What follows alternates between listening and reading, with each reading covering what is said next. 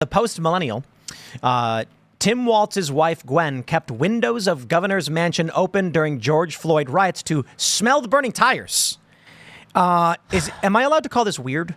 Am I allowed, or are we worse trying than to? weird? It's sick. No, it's actually sick. These people. I'm just imagining her It's like deranged. opening the Yeah, windows. it's sick. It's sick. Yeah. They're Marxists. They love conflict. have the they love video? chaos. They're crazy people. Yeah, do they have the interview in here? Maybe it's They don't. They have the hyperlinked. quotes. It was a radio I think- interview. I think we KTS. actually- I think it was a pull it video up. because I saw it, and really? the look on her faces and her expressions throughout it is what. So you can find it added on an X. ounce Did you of- see the video of him? Let me read the quote real quick. yeah. She says, "I could smell the burning tires, and that was a very real thing. I kept the windows open as long as I could because I felt like that was such a touchstone of what was happening." She added, noting that there were a lot of sleepless nights. It's important to note her husband was the governor at the time, and the city here was on fire. They abandoned, I think it was one of the precincts in this city that was eventually attacked and burned down. This is where that famous CNN Chiron, I think it was, with the mostly peaceful protest. I think we have it. I would say those first days, when there were riots, I could smell the burning tires. And that was a very real thing. And I kept the windows open for as long as I could because I felt like that was such a touchstone of what was happening. What? She sounds just Don't like worry. Kamala when she speaks, too. She, the privileged white female, is really with you guys, you progressives on the streets. She who are kept the struggling. windows open because she had a fence around her with security Yeah. everywhere. Of course, you keep the windows open. This woman's go out, and why didn't she go out and protest with them? I'd like to tell you my 2020 Summer of Love story. I wasn't in Minnesota. We were in near Woodbury, New Jersey. That's where the first location was. That was just at my house. And I thought we were going to be fine. I knew the riots were getting bad, but I'm like, we're on the other side of the river. We're in Jersey. We're not in Philly. We're in a wooded suburban area. Ain't nothing's going to happen over here. And then one day I was on my deck and I heard sirens and I saw helicopters and I was like, yo, what? And then I checked the news and the rioters crossed the bridge and they were only a few miles away. And I was like, I don't think we should be anywhere near this place. And so I did not just open my windows and take it all in. I said, we should move, and we should move as quickly as we can. And that's when we went to what we referred to as the castle, which was in Western Maryland. And had I known then what I know now, I would have chosen West Virginia immediately. But I thought the area was probably, similar enough. But we decided to leave because of it, because the rioters from Philly, the crime, it was getting so bad. They were crossing the bridge. I said, let's go. We're done. Not to mention, I will also stress the COVID lockdowns. We had a fear that they would shut the bridges down, and then we'd be stuck with all that stuff going on. So we were like, I don't want to be here. Yeah. It's a position of privilege. They love to say white privilege, white privilege. That's a statement of white privilege. You want to talk Did about you see it? that clip of Waltz being like, with white privilege, Yeah, I know I gotta fight the... White privilege. He's a DEI hire is what he is. He was only hired because he's a white man, by the way. That's a DEI hire, too. Reverse DEI. yeah, he's a round reverse out the DEI. edges No, of it's just Kamala. DEI. He's Or a it's just DEI regular guy. DEI. Finally, let's go. I mean, if DEI actually did help white people get hired in jobs, like Black Panther the movie had a bunch of white people in it because they were concerned about being, too many black actors, I would respect that as a DEI hire. But that's not what they do. When Black Panther came out, they called it like a diverse film It's or one of the diverse. most diverse. I'm like, it's like 90% black actors. That's not diversity. That's Diversity is the exclusion of white people. Yeah, That's it's the a definition of euphemism for diversity. yeah. So I don't think I would call Tim Walz a diversity hire. I would say he's a DEI ideological choice. Yeah. He's in line with the cult. So he serves the DEI purpose, but Well, he she himself only is, looked at white men. I was gonna she say, only wanted I a think white it's- man. It I- had to be white. I think it's DEI. I in think a it's way. a diversity hire because it wasn't about anything but what his identity, like what he physically looked like to the voters, right? He's an older white male, and then you can factor in the other identity things. He's from, this more rural state. And so they think, oh, well, he's white, and so white farmers, they're going to love this guy. Close enough. Never mind the fact that he became intensely progressive in office. Never mind the fact that he, was not supportive of law enforcement in the fallout of all of the rioting in his city. And never mind the fact that he, called a national guard, called them out. Like, it's not someone that I would say commanded a lot of leadership, but he was, older and white, and so that was good enough for Kamala. It looks like the Waltz family did see some combat, just not in the Middle East. He was in the governor's mansion. He's not seeing any combat up close. Not at all. Not at all. He's the San Francisco liberal. Well, his wife was smelling some tires, so... Hey, Raymond G. Stanley Jr. had a really good one. He said, Tim Walz. Oh, that's funny. Yeah. It doesn't What about roll off the Raymond tongue, but it's G? a good jab. Waltz. Hey, Walt. Look, I just think Timmy's not your guy. Like, you don't want Timmy to be in charge of anything. Ask Minnesota. Republicans don't want to attack white suburban women because that is the core demo they're trying to reach out to now. So I think that's a little bit, it would be slighting them too much. What do you mean? Isn't it a play on awful?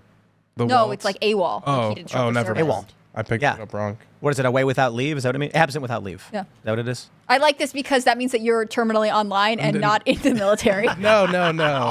Not a day in my life, Hey, but Walt. online. I serve online every day.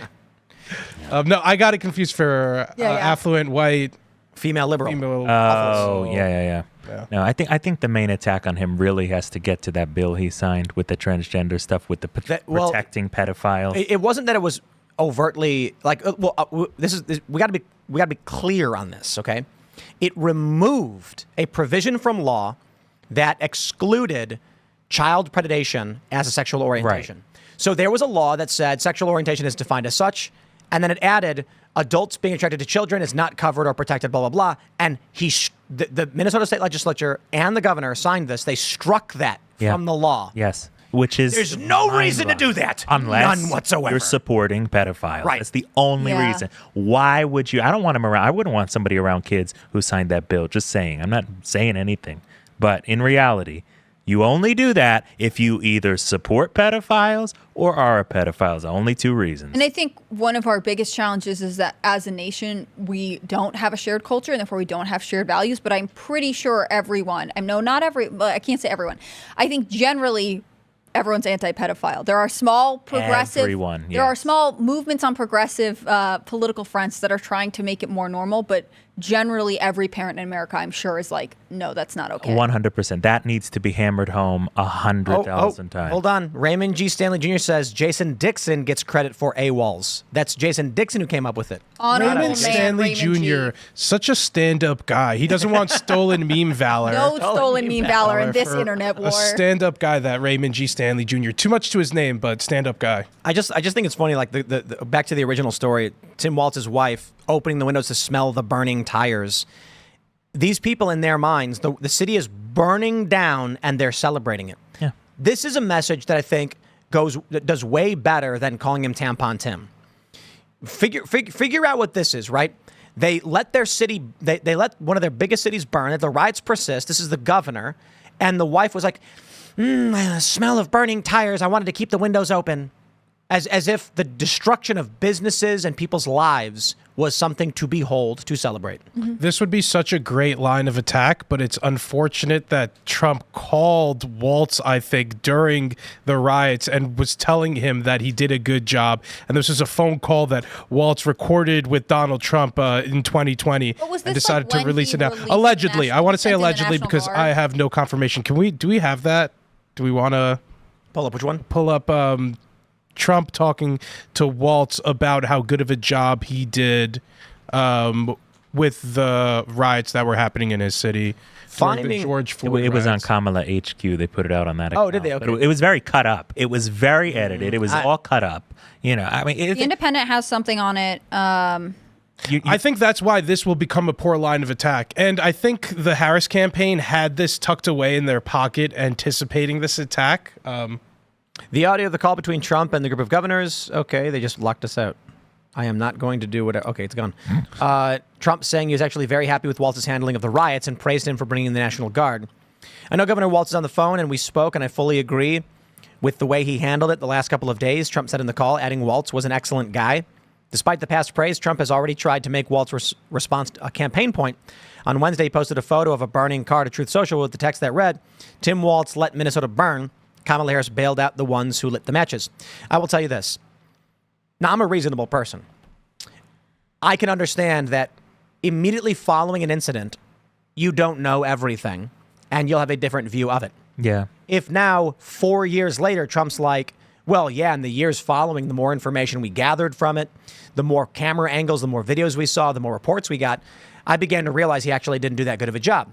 That being said, even if Trump praised Walz's handling of the George Floyd riots, that doesn't change the fact that his wife boasted about how she wanted to smell burning tires in some sadistic pleasure. Exactly. Maybe it's because of a lot of my firsthand experience at different riots, but when I was covering the George Floyd riots in New York City in 2020, I don't think Trump did a good job of handling it, let alone this governor. Trump did a miserable job of handling all of these riots throughout. He should have sent the National Guard a whole lot earlier throughout the country. Insurrection Act if he had to do it. And instead, Trump tried to play nice guy. And look what they do to him. They blame him for everything. They're blaming that's why him he for all thought the riots. Walz did a good job, because he probably thought he did a good job himself with handling the riots. Well, and it's at also the same funny to time, think it was also diplomatic in a way. You're not going to start slamming him like that right then after the event. Yeah, The country was in turmoil. Right. You can't just start saying, yeah, this guy's horrible. Then somebody goes and attacks Walz. Oh, my God, Trump inspired an attack on Tim Walz. You just got to be careful. And I also think you have to work with the governors, right? Maybe Tim Walz didn't do that good of a job, but ultimately there was a lot of chaos going on. And if you're the commander and chief of the country, you have to decide what battles in those moments are worth fighting. Exactly. So here's the challenge, right?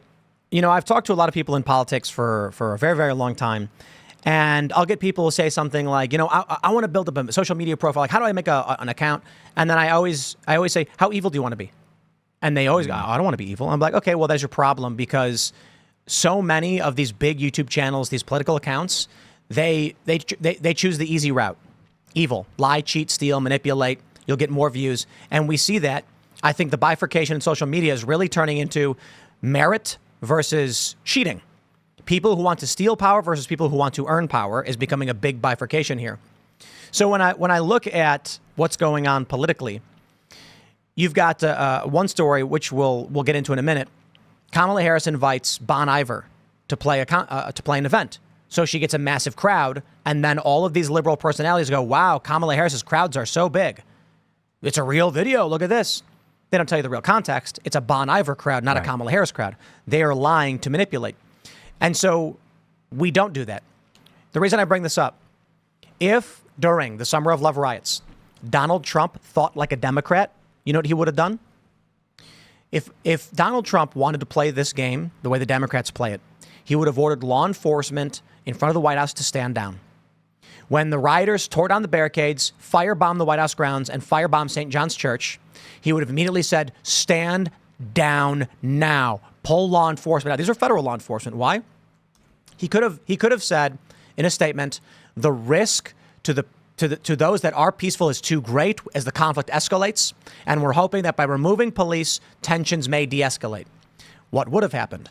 They would have burned down a historic church, and they would have probably stormed the White House grounds. And then Trump would have fled to the bunker, got locked in. The next day he'd come out and say, the summer of, the May 29th insurrection was an affront to this country. The far left is a terrorist, is full of terrorist organizations and terrorist individuals. Instead, they said, shut down the protests, send in the police. The police swept them all out. And then they went, okay, we got rid of it. The next day they said Donald Trump was evil. He attacked peaceful protesters and hid in his bunker. See, the thing is, Trump and his people were like, hey, they're firebombing the White House. Stop them, which is the normal thing to do. Democrats take a different approach. They say, we don't need National Guard in J6. We'll be fine. Mm-hmm. Police stand outside and say, I don't got orders. It's fine. Cops open the door and wave and take selfies with people, and they say it was an insurrection. Yeah. The Democrats pulled the soccer match, whoa, I was nudged, and then they fall down and start screaming in pain. And Donald Trump did, his administration and Bill Barr did what normal people would have done. The Democrats fight like it's a blood sport. We fight like it's a hobby. We don't fight as evil as we do. I get what you're saying, but I would probably describe it as Democrats use subterfuge, and manipulation, and Republicans are I'll put it this way, and this could offend a lot of Republicans, but Democrats are ninjas and Republicans are samurai. Easy way to explain it. What's the? Yeah, I don't get that. Samurai fight with honor. Oh, and ninjas are just. And ninjas don't care; they get the job your done. head off. Yeah. So there's a really great video you can watch this. Maybe it's a bit esoteric to have brought up that analogy. There's a really cool video, martial arts training, and it shows samurai had they have rules, whatever it was called. I don't know if Bushido was real or whatever, but it was basically you fought with honor, and with purpose. And the ninjas were just effective, get the job done. And so they'd carry things. They'd carry caltrops. I think they're called makibishi. And they also had sand and flour in pouches because they don't care about what you think is right in battle. They just want to win. So there's like you can watch martial arts training where like a samurai will fight with a katana and a ninja will, and the ninja will throw soot in his face instantly. Just don't care. Whatever's dirty enough to win, we'll do it. Republicans are approaching elections like this. They're saying, we have the argument on our side. And when everyone comes out and votes, we will win because justice and honor. And the Democrats are like sneak in the back and bring the box. I'm saddened by how extremely spot on you were with talking about how to get ahead in the political or media space about being evil. I would call it more like cynical as you could possibly be, and as openly partisan as you could possibly be, because if you care about politics, then you are a partisan. You are not a moderate. Lack any nuance. Nuance doesn't sell. You know, you have to play to a crowd. Yeah. And Joey, what do you think? No, I think the Republicans have to fight like Democrats if we want to win. I think we're up against an enemy that is absolutely evil. These people are like subhuman. They will do anything. And we're not fighting them hard enough. We keep losing. So what's like the number one thing you'd like to change? If you could, ballot harvesting? If you could have one prescription to fix this. So exactly what you said. Exactly what you said, the ballot harvesting. Now, we have to do it legally, right? We have to be legal about what we do. But every dirty trick, they go into the nursing home, they fill out ballots with people. Oh, yeah, I'll vote for Trump. Sure. Do it. Just do it. Because if these people get in with their dirty tactics, you're not going to have a country to talk about saving. Thanks for watching this clip from Timcast IRL. Make sure to check out the live show Monday through Friday at 8 p.m. on this channel. Subscribe, and we'll see you all there.